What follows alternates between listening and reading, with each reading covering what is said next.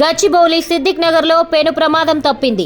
5 అంతస్తుల భవనం ఒక్కసారిగా పక్క కొరగడంతో నివాసితులతో పాటు స్థానికులు తీవ్ర భయాందోళనకు గురయ్యారు. సమాచారంతో రంగంలోకి దిగిన జీహెచ్ఎంసీ హైడ్రా అధికారులు ఘటనా స్థలానికి చేరుకొని ఘటనా స్థలాన్ని పరిశీలించారు. భవనం పక్కనే మరో బిల్డింగ్ నిర్మాణ పనులు జరగడంతో ఈ ఘటన చోటు చేసుకున్నట్లు అధికారులు గమనించారు.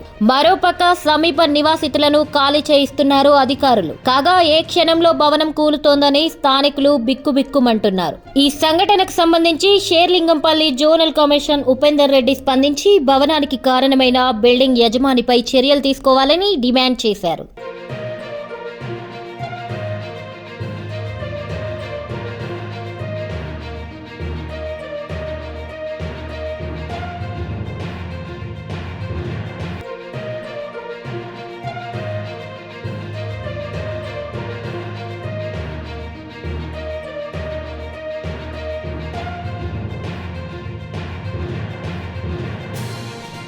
గచ్చిబౌలి సిద్దిక్ నగర్ లో పెను ప్రమాదం తప్పింది.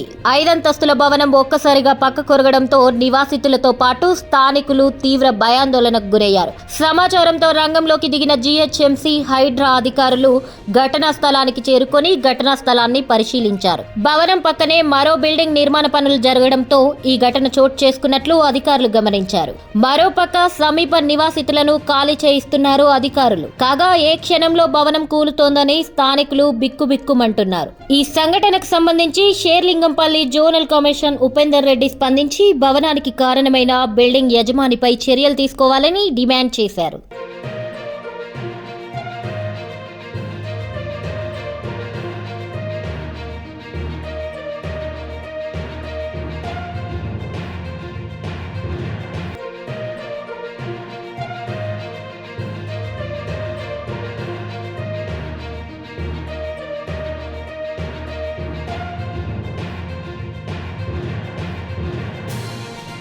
గచ్చిబౌలి సిద్దిక్ నగర్ లో పెను ప్రమాదం తప్పింది.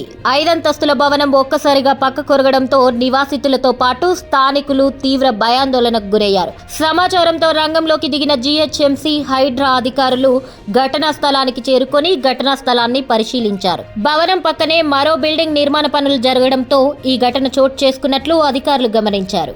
మరోపక్క సమీప నివాసితులను ఖాళీ చేయిస్తున్నారు అధికారులు. కాగా ఏ క్షణంలో భవనం కూలుతోందని స్థానికులు బిక్కుమంటున్నారు.